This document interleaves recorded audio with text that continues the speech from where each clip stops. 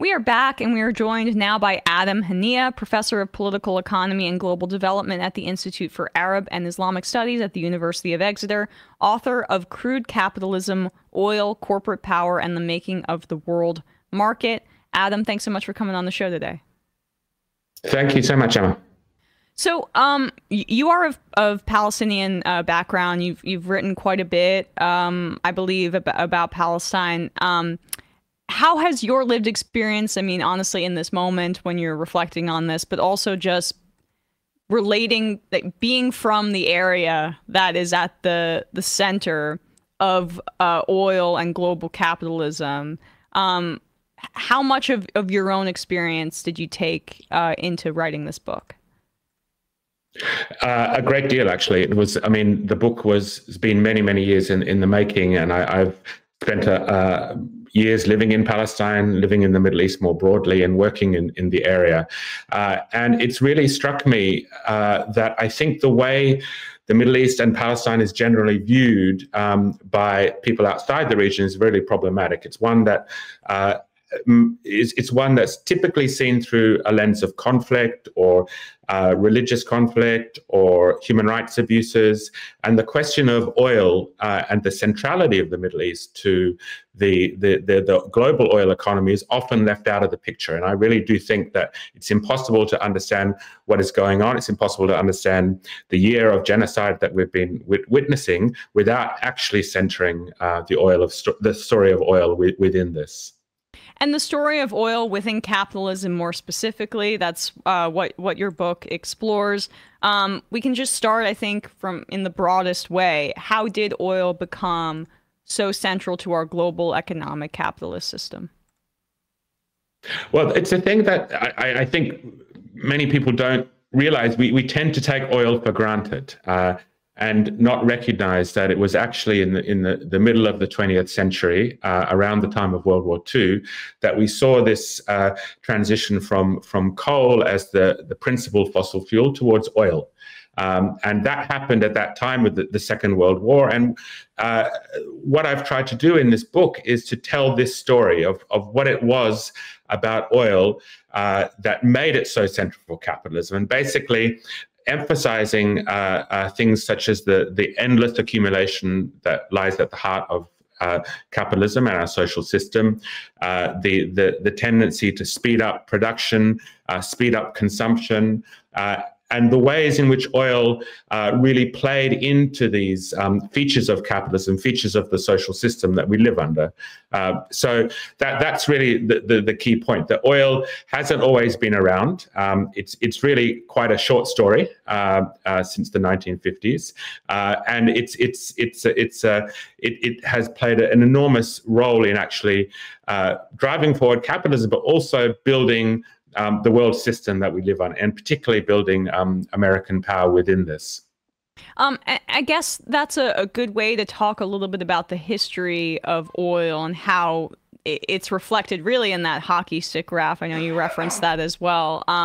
But that shows the level of emissions just skyrocketing in the later half of the 20th century.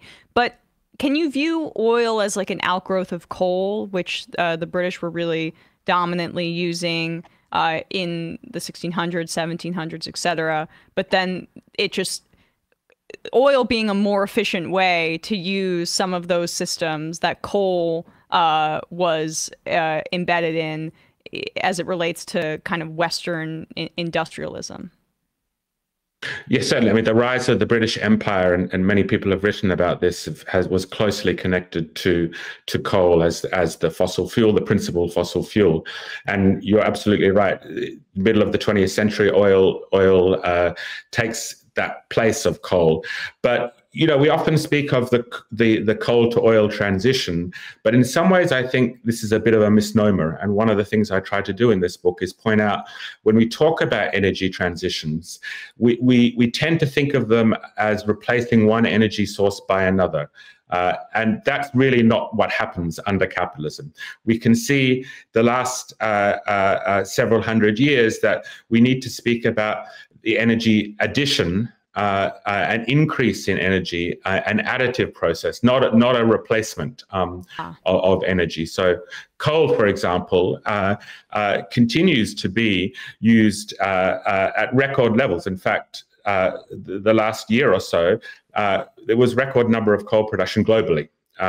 Similarly with fossil fuels, similarly with oil. So we see these energy sources laid on top of one another rather than replacing one another. And what oil did, being a commodity that could be moved around much more easily than coal, had a greater energy density than coal, and also critically could be used as a material to help produce petrochemicals, plastics, and these other kinds of materials. This is why oil really became the central part of the fossil fuel system that we currently live under. I think a lot of people don't know really that our plastics are made from oil. And we recently had a guest on to talk about how the oil and gas industry spent a ton of money trying to obscure the reality about the recyclability of plastic, where paper and glass and aluminum, it's much more straightforward. But with plastic, a great majority of it, they're not even able to recycle it. And plastics in and of themselves are so central to capitalist growth in the 20th century and to this day. Absolutely. This was really a central part of what I was trying to do in this book, was to say we need to think about oil beyond simply the question of a transport fuel. We need to think about the way that oil has become woven into every aspect of our daily lives, and petrochemicals and plastics is really a central part of this, because this natural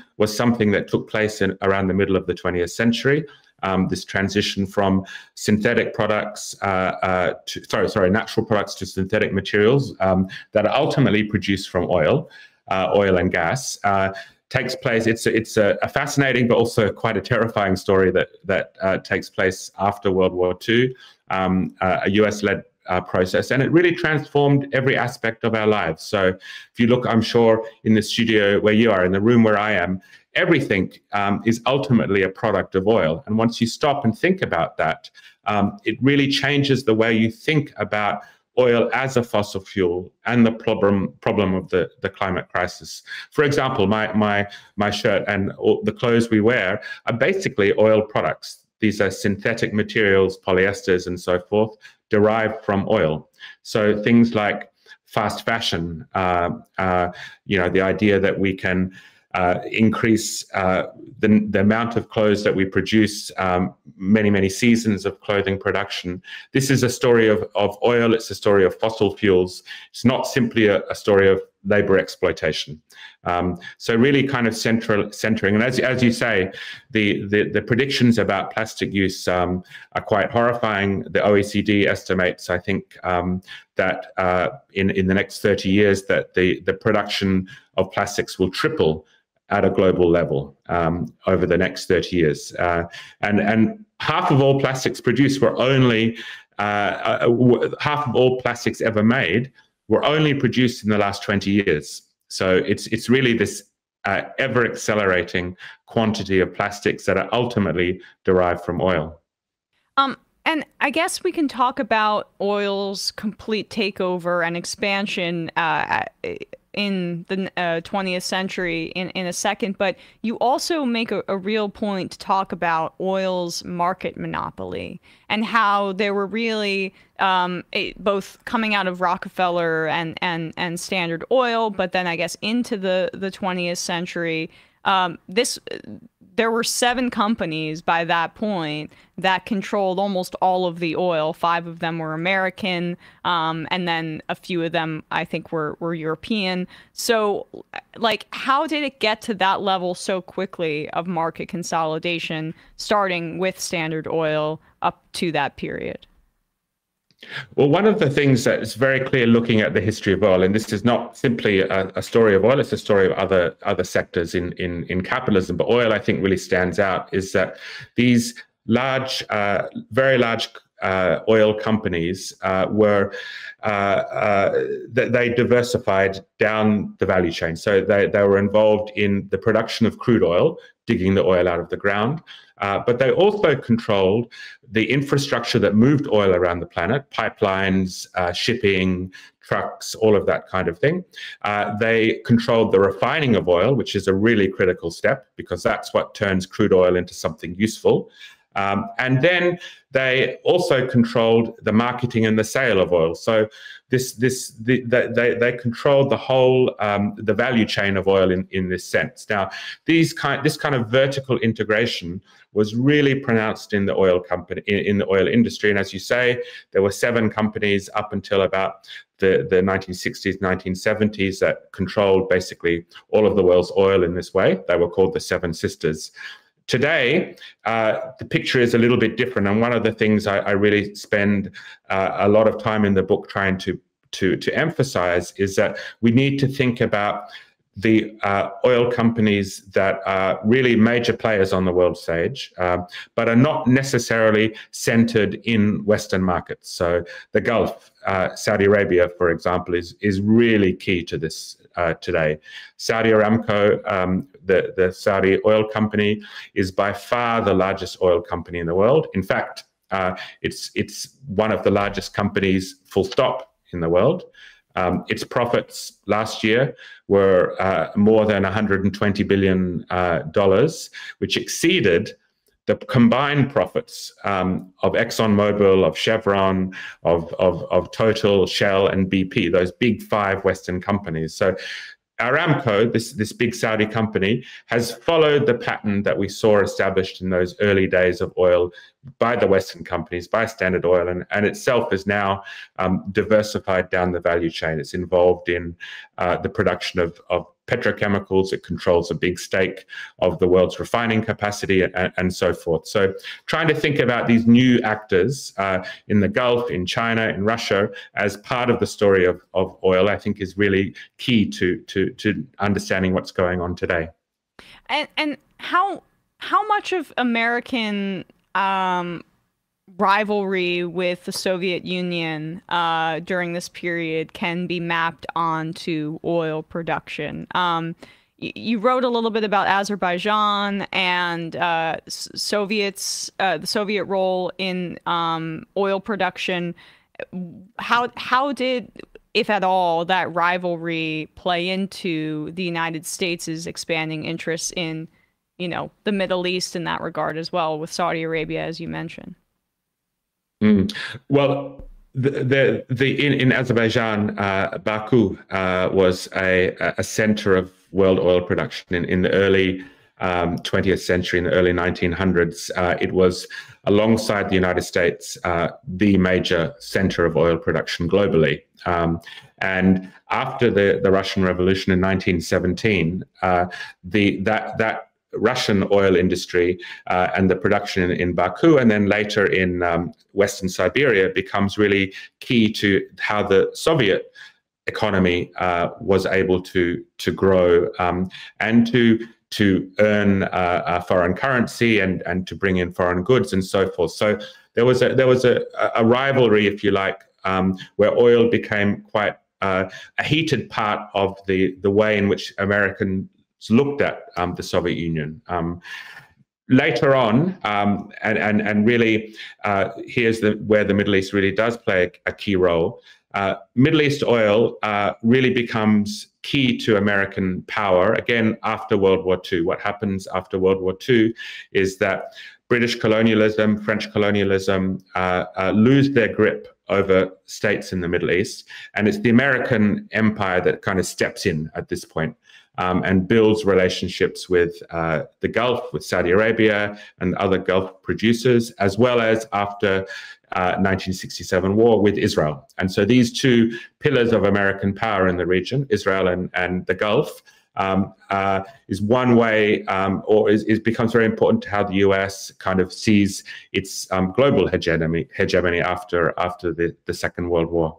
I mean, I think it's instructive for people in this moment when you're viewing the role that Israel plays in the United States' foreign policy and how that connects with capitalism, and Israel's very strategic placement right near the Suez Canal. If you don't mind talking a little bit about that and how that played such an important role in that explosive growth of oil. Absolutely. The Suez Canal, Egypt, Israel's principal, being the principal ally of the United States, particularly after 1967. In the 1967 war, there was the Arab nationalist movements that were really destabilizing and presenting a threat to many of the governments in the region, also destabilizing Saudi Arabia and the Gulf oil producers. Those Arab nationalist movements, headquartered in Egypt, were defeated in 1967 by Israel. And that was the moment that the US really pivoted towards this alliance, which continues to this day. So, there's a lot of misconceptions about the Israel-US relationship. A lot of people think, Israel is outside of the control of the US, or it's acting against the interests of the US. But I really do think that the last year has shown unequivocally that Israel remains the principal ally of the US, and it's the US that calls the shots here in terms of funding, in terms of supplying weapons, and in terms of politically enabling Israel to do what it does in the region. Well, it functions really in the modern context in the colonial way, which I think is important to understanding that. And then as it relates to the other Arab states in the region, can you speak about their relationship with big oil and the United States? Because, look, we're talking a lot about Israel, of course, on a daily basis, but the refrain about promoting democracy in the Middle East is hilarious to me, darkly so, because really the United States relies on despots and undemocratic leaders in the Middle East because they wouldn't be able to bribe them so easily if there were democratic institutions, or say like, oh, wow, maybe a major country might own the means of production for their oil and may not want to do business with U.S. capitalists, et cetera. Like, it's an extremely undemocratic structure that we've attempted to cement by force in the Middle East for decades. Absolutely. And again, I spend a lot of time in the book talking about this relationship between the US and those regimes, particularly in the Gulf, particularly Saudi Arabia. Saudi Arabia is absolutely central to this. And what happened after World War II through the 60s and into the 70s, where the US basically said to the Saudi regime, we will guarantee your survival. We will support your rule. In return, we want you as the principal ally of American power in the region. So there was a whole range of agreements that were made in terms of the sale of weapons to the Gulf. Now the Middle East is the largest consumer of weapons imports globally, and it's on one side of this is Israel, but the other side is the Gulf states. The pricing of oil in US dollars was a really important part of this kind of relationship with Saudi Arabia that again emerged in the 1970s. And today, and through the 1990s and 2000s, what we've seen is the American state trying to promote a closer alliance or a normalization between the Gulf and Israel. Yes. And that's really the end goal. So we can see this today. Sorry, go Absolutely. The Abraham Accords with the United Arab Emirates and Bahrain and a number of other states normalizing with Israel. Saudi Arabia has made it very clear that they are willing to do so as long as some kind of arrangement can be made. And I think that's clearly the end goal of American strategy in the region is to knit together these two pillars that I spoke of, Israel on one side and the Gulf states on the other. And oil it can't be separated from the question of oil, because the Gulf's oil now is mostly sold to China and East Asia. It doesn't flow to Europe. It doesn't flow to the US. It flows east. And that really does give the US potentially a very powerful weapon to any kind of challenge from China and to its global power. And I think that's the kind of strategic thinking we're seeing around the region at the moment. To curb China's influence by maintaining dominance over the Middle East, right? Which, absolutely. Can hard power continue to do this? Because we saw that China was able to broker conversations between Iran and Saudi Arabia as it related to Yemen. And that, for me, I think, the United States, we shouldn't underestimate their military power given the extreme, exponential size of it relative to other nations. But it just is something to watch for in the long term. Lastly, OPEC. Can you speak a little bit about their role, what OPEC is, and how it's an outbranch of colonization, really, of the region, and I guess also just more broadly how the post-World War II period brought about so much of the power structures that we see here? Yes, up until the Second World War, the region's oil was basically controlled by the Seven Sisters that we spoke about earlier, those big American and European oil companies. And this was true across the region.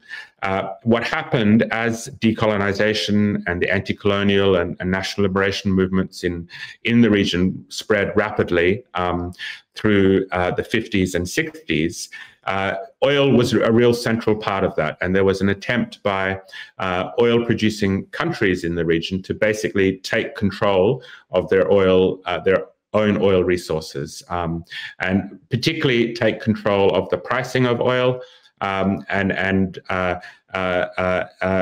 no longer have the sale and the refining and all that controlled by the Western firms. So that was kind of the context in which OPEC emerged. OPEC was formed in 1960. It was formed by 5 big oil producers, led particularly by Saudi Arabia and Venezuela, Iran, Iraq at that moment. But then over the following decades, it's come to include other major oil producing countries, not all, but many.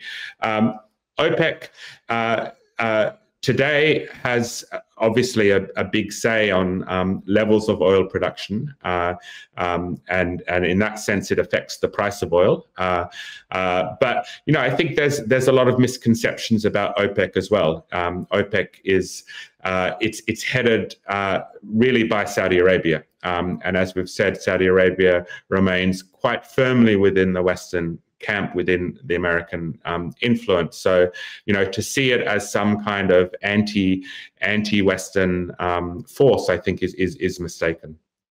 Well, the book is called Crude Capitalism, Oil, Corporate Power, and the Making of the World Market. Adam Hanieh, thank you so much for coming on the show today. We'll put a link to your book wherever people are listening to or watching this.